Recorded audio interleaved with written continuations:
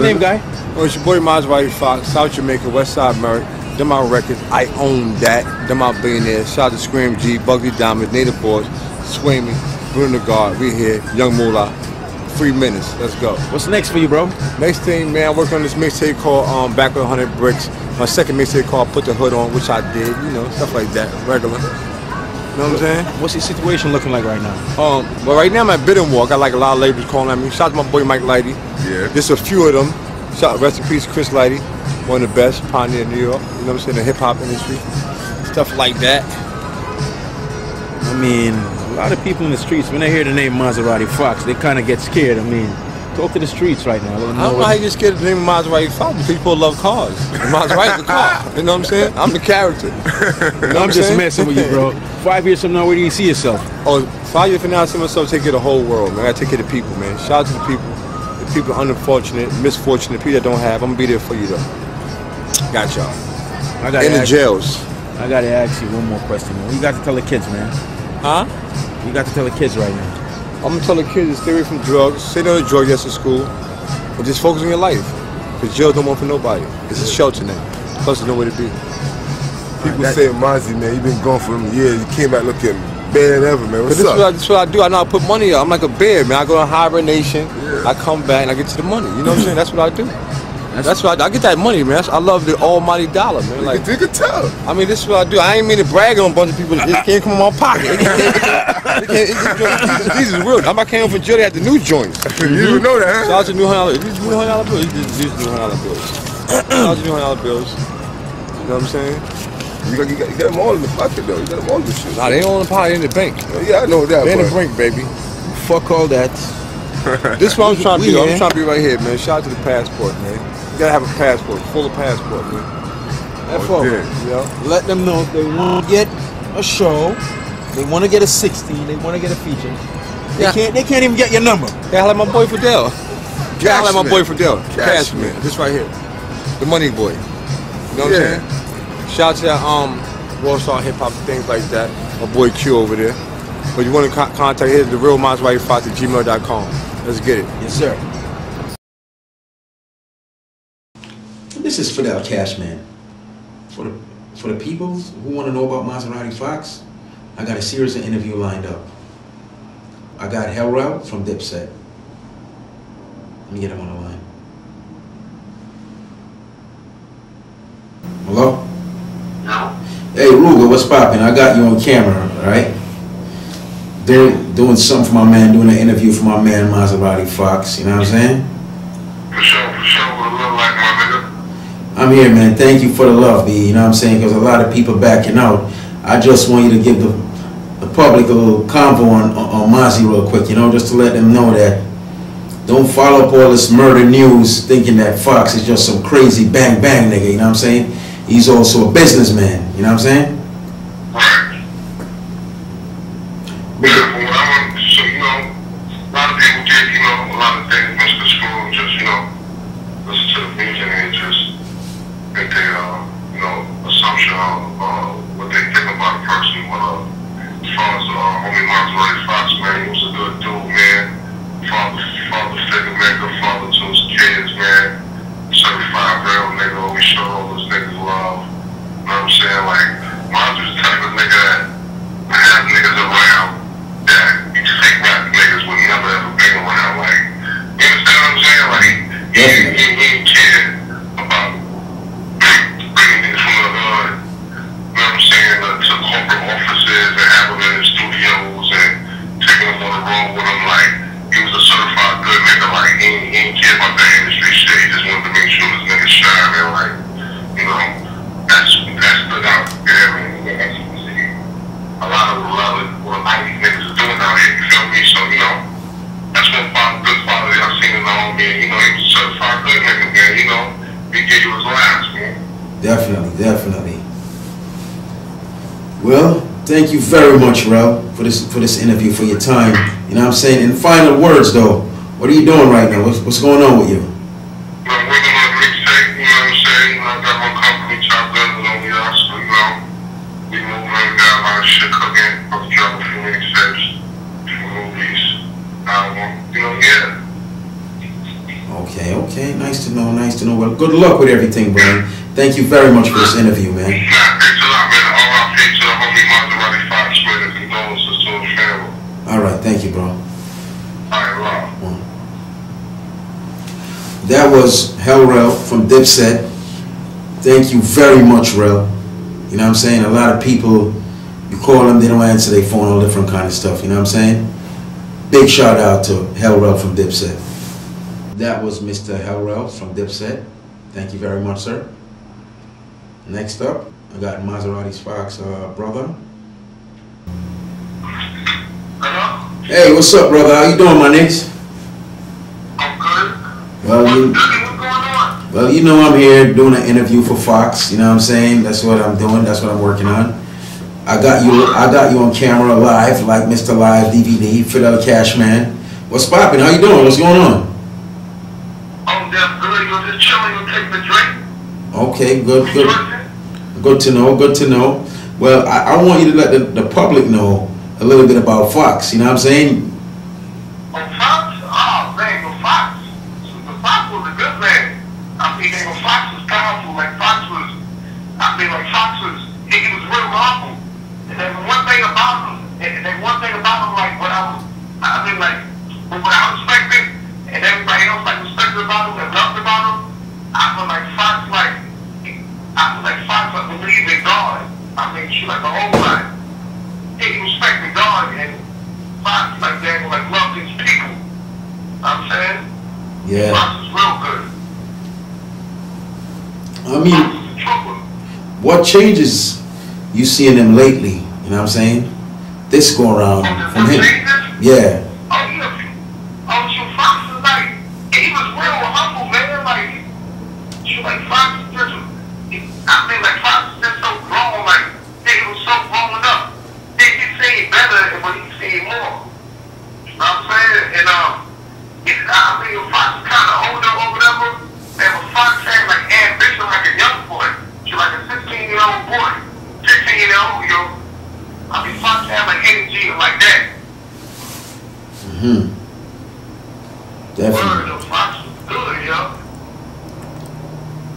Okay, okay. I mean, what was it all about? Just the violence. Like, Fox was just about more. Like, Fox was like, it was more about peace and, like, changing stuff and, like, changing, and, like, it was more about, like, changes and just, like, getting better in life, like, growing.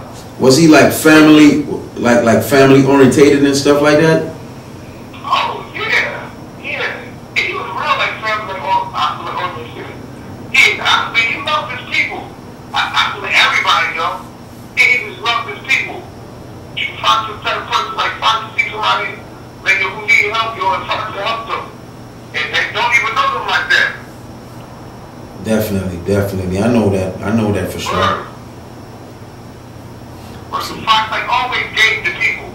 I mean, if I was a lot of people who didn't like him or didn't like his ways, man, and it was more people who loved him, though, you know what I'm saying? Definitely. Loved him. Because the thing was what I feel like what Fox did for him. Definitely. And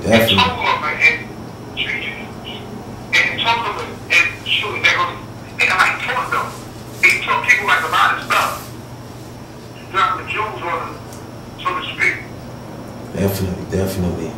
You know what I'm saying? We all missed him. We all love him and everything. You know what I'm saying? In final words, though, what you got to say about him? About Fox? Final words, like, what I got to say about Fox? Yeah. About Fox? Man, shoot. I'm going to tell you something. I'm going to about my brother. Final words, like, what I got to say about him? Like, that's my man. Man, that's my brother. That's my cousin. That's my uncle. That's my friend. You know what I'm saying? I mean, like, that's my father.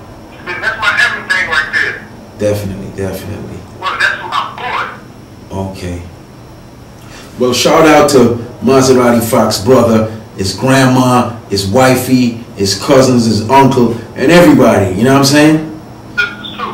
And sisters, definitely. And thank you very much for your time and patience on this interview. You know what I'm saying?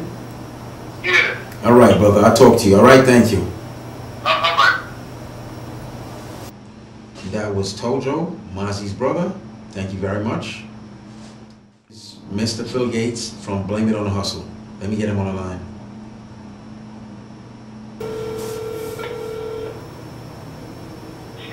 Yeah. Hey, Mr. Gates, what's up? How you doing? I'm alright, man. How are you?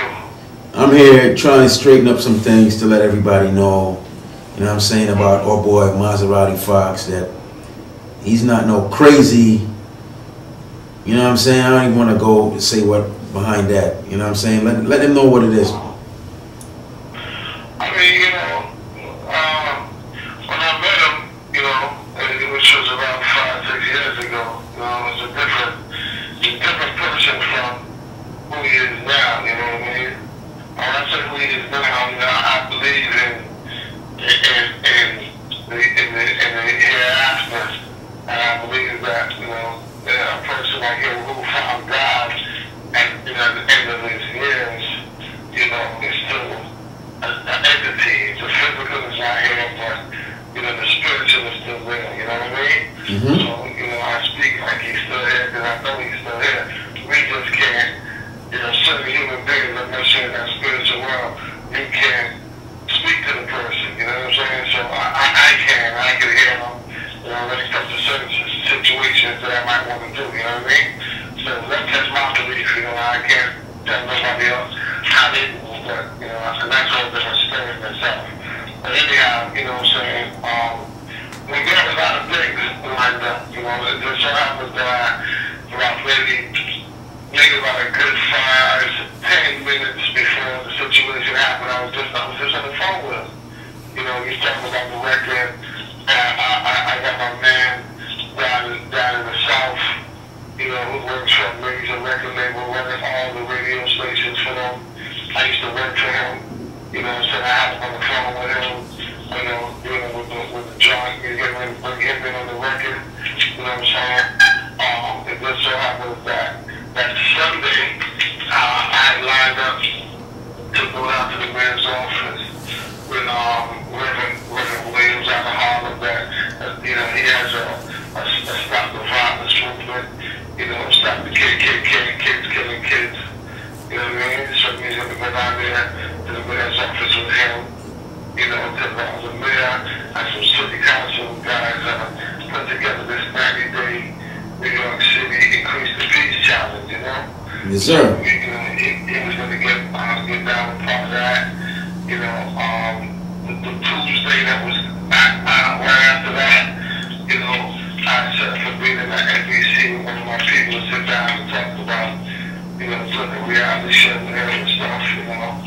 And then later on that week, he's going to be lined up to possibly go meet with the president of Queens, you know. So, you know, I had a different movement, you know, dealing with Fox, you know, not just the music side and what we had going on the music side, but, you know, I was expanding him into different, you know, into different side, you know.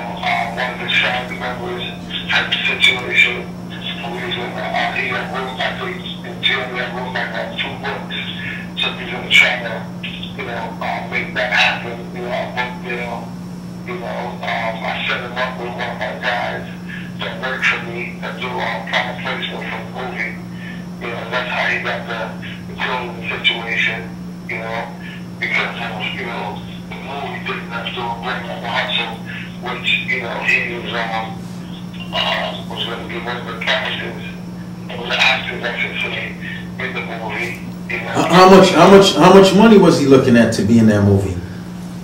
Probably like, you know, we didn't really finish where we was at with it, you know, but we was probably talking somewhere around, you know, maybe 150, 175, you know, something like that. I mean, you know, he was my man, he was my artist, so I was going to make sure that he got something good. Close to 200 grand.